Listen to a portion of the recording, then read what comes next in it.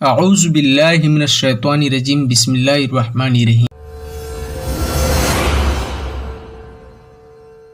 دنیا میں سب سے بڑی طاقتور قوم عاد کو کہا جاتا ہے۔ اس کا طاقت اور لمبے قد کی وجہ سے اسے سپر پاور قوم بھی کہا جاتا ہے۔ اس کے طاقت کا دنیا میں کوئی مقابلہ نہیں کر سکتا تھا۔ اس قوم کے بعد اللہ رب العزت نے ایسی قوم آج تک پیدا نہیں فرمایا۔ ناظرین، آج کے اس ویڈیو میں آپ جانیں گے قوم عاد کے بارے میں۔ اس کے قد کتنے لمبے تھے اور یہ کہاں پر کون سی دنیا پر آباد تھا، اور اس کے طاقت کتنی تھی، کیسی تھی، اور اس قوم نے ایسی کون سی گناہ کیا جس کی وجہ سے اللہ رب العزت نے اس کی نسل کو پورے ہمیشہ کے لیے ختم کر دیا۔ تو تمام در سوالات کے جواب آپ کو قرآن و حدیث کی روشنی میں ملتی رہیں گی۔ انشاءاللہ آپ اس ویڈیو کو آخر تک ضرور دیکھیں۔ چلیے ویڈیو شروع کرتے ہیں۔ اللہ رب العزت نے حضرت ہود علیہ السلام کو قوم عاد پر بھیجا۔ حضرت نوح علیہ السلام کے ایک بیٹے شام تھے۔ عرب اور بنی اسرائیل اس کی طرف منسوب تھے۔ اس شام کے پوتوں سے حضرت ہود علیہ السلام پیدا ہوئے۔ اس کا نسب نامہ کچھ اس طرح ہے: حضرت ہود بن عبداللہ بن ربا بن زارود بن امیر بن اوز بن ارم بن شام بن نوح۔ حضرت ہود علیہ السلام کی قوم کو قوم عاد اور قوم ارم بھی کہا جاتا ہے۔ قوم عاد احقاف نامے ایک بستی میں آباد تھے۔ یہ بستی عمان اور حضر الموت کے درمیان ریت کے تیلوں والی علاقے میں موجود ہے۔ یہ علاقہ سمندر کنارے ہے اور اسے شور کے نام سے بھی پکارا جاتا ہے۔ وہ اونچی پہاڑوں کو کاٹ کر عالیشان محل اور گھر بنانے کا خوب اچھی فن جانتے تھے، جو اس زمانے میں دنیا کے سب سے بڑے فنکار مانا جاتا تھا، اور عاد اس پر بے مثال مہارت رکھتے تھے۔ اس لیے اللہ رب العزت نے ان کی کاریگری اور فن کی ایک مثال دی ہے۔ ان کے علاقے خوبصورت سبز سادہ ہوا کرتی تھی اور کسی خزانے سے کم نہ تھے۔ قوم عاد کے لوگ لمبے قد، چوڑے جسم اور طاقتوں والی تھی۔ سب سے لمبا اس میں 100 گز کا اور ٹھیکنا 60 گز کا تھا، اور باہری دشمنی سے کوئی خطرہ نہ تھا۔ اللہ رب العزت نے قوم عاد کو بے شمار طاقت و نعمتوں سے نوازا تھا، مگر طاقت و حقانیت کی نشے میں چور و غفلت میں مست ہو گئے اور بت پرستی سمیت بڑی گناہوں میں پڑ گئے، اور اپنے آبا و اجداد کے تعلیمات کو درکنار کر کے اللہ تعالیٰ کی ذات کے انکاری ہو گئے۔ لہذا الہی قانون کے مطابق نافرمان لوگوں کے بیچ حضرت ہود علیہ السلام کو بھیجا گیا تاکہ وہ اپنی قوم کو راہ حق کی دعوت دے اور انہیں عذاب جہنم سے بچائے۔ قوم عاد پتھر دلی کی وجہ سے بتوں پر ایمان لاتے تھے۔ ان میں صرف ایک گروہ تھا جو حضرت ہود علیہ السلام پر ایمان لایا تھا، لیکن مخالفوں کے ڈر سے اپنا ایمان چھپاتا تھا۔ جب حضرت ہود علیہ السلام کی نصیحت حد سے زیادہ ہوئی، تب سب مخالفین تکلیف پہنچانے کے لیے تیار ہو گئے۔ مسلمانوں نے حضرت ہود علیہ السلام کو اس بات کی نصیحت کی۔ حضرت ہود علیہ السلام نے اللہ تعالیٰ سے ان کے لیے بد دعا کی۔ بارش رک گئی، نتیجہ یہ ہوا کہ باغ و کھیتیاں سوکھنے لگی، اکال کی صورت پیدا ہو گئی۔ 7 برس تک یہی سلسلہ چلتا رہا، لیکن مارے بھوک اور پیاس کے پریشان ہو گئے۔ حضرت ہود علیہ السلام نے بڑی محبت و عزیزی کے ساتھ کہا کہ ایمان لاؤ اور اپنے آپ کو دوزخ کی آگ سے بچاؤ۔ یہ سب آفتیں کفر کی وجہ سے تم سب پر آئی ہے، جس کی اصل وجہ خدا کا انکار کرنا اور اس کی عبادت نہ کرنا ہے۔ کفر کرنے والوں کی شامت ہی تھی کہ انہوں نے ان بات کو جھوٹا جانا اور اپنے کفر پر جمے رہے اور حضرت ہود علیہ السلام کے ساتھ بے ادبی سے پیش آتے رہے۔ وہ یہی کہتے تھے کہ اے ہود، ہم تیرے کہنے سے اپنے بتوں کو نہ چھوڑیں گے اور اپنے دھرم سے منہ نہ موڑیں گے۔ اس زمانے میں رسم تھی کہ جن پر بڑی کٹھنائی آتی تھی، سامنے بڑی مہم ہوتے تو مکہ کے حرم میں جا کر اللہ تعالیٰ سے دعا کرتے اور دعا ان کی قبول ہوتی تھی۔ ان دنوں مکہ میں عاد قوم کے علاوہ عمالقہ قوم بھی رہتی تھی۔ اس قوم کو مکہ کی سرداری حاصل تھی۔ جب قوم عاد کے لوگ ان مصیبتوں کے شکار ہوئے تو سرداروں میں سے 70 آدمی وہاں جانے کو تیار ہوئے۔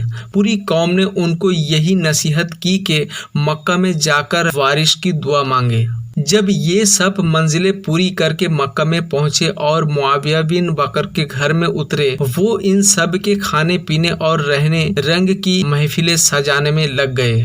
ये लोग भूख प्यास को भूल गए। कहा कि दुआ और कैसी नमाज। वो तो सुनने लगे दिन रात गाने बाजे। मेजबान को मालूम था कि ये लोग दुआ करने आए हैं, लेकिन वो उन लोगों से इसलिए नहीं कहा था कि वो कहेंगे कि ये बड़ा कंजूस है, खिलाने पिलाने से कतराता है, फिर अपनी कौम में जाकर मुझे बदनाम कर देंगे। आखिर उसने एक गजल बनाई और गाने वालों को सिखा दिया।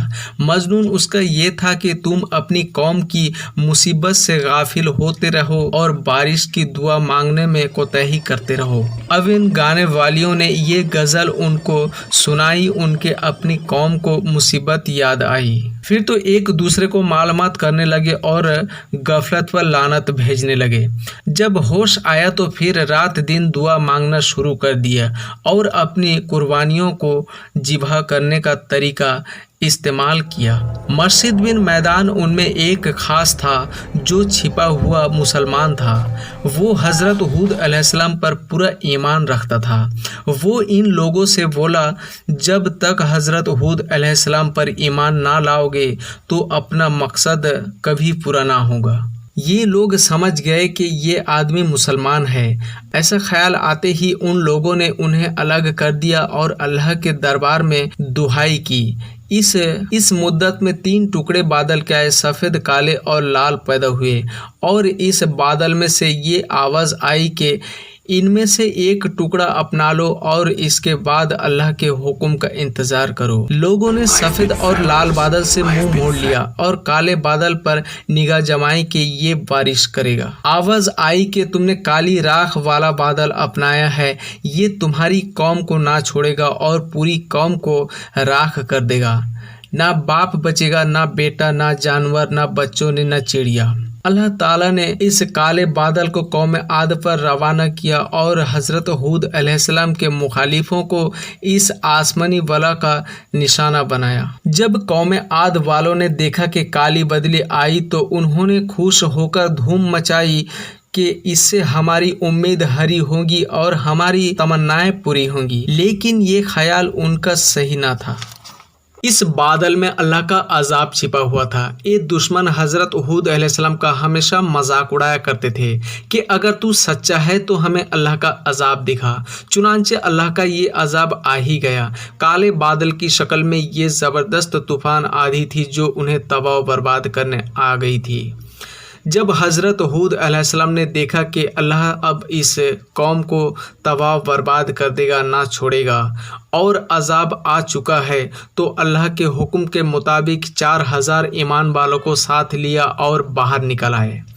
ईमान वालों से बोले कि ये रेखा जो मैंने अपनी उंगली से गोल गोल बनाई है और अल्लाह के हुक्म से तुझको उसमें बिठाया है, तो जो इसमें रहेगा इस अजाब की आंधी से बचा रहेगा। कौम वाले भी इस मुसीबत को तमाशा समझकर जमा हुए और अपने बाल बच्चों को भी साथ लाए। इतने में आंधी के तेज झोंके चलने लगे।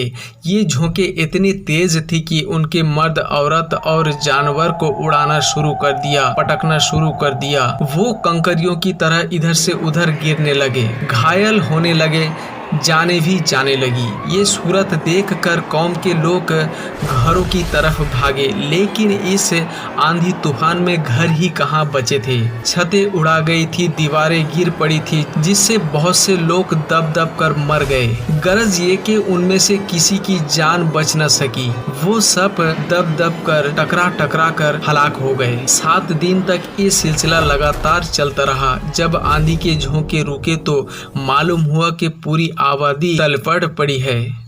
सिर्फ वही लोग बचे थे जो ईमान वाले थे, इसलिए कि आधी उन तक आती थी लेकिन उन लोगों को कोई महसूस ही नहीं हुआ, ठंडी हवा बन जाती थी। इस तरह कौम आद अल्लाह की गजब की शिकार हुई। उनके अलीशान मकान और हरे भरे बाग सब तबाह हो गए। हजरत हूद अलैहिस्सलाम शांत होने के बाद अपने साथियों के साथ बाहर आए और नए सिरे से तरह अपने मकान बनाकर रहने सहने लगे। हजरत हूद अलैहिस्सलाम जब 450 साल के हो गए, उनका इंतकाल हो गया।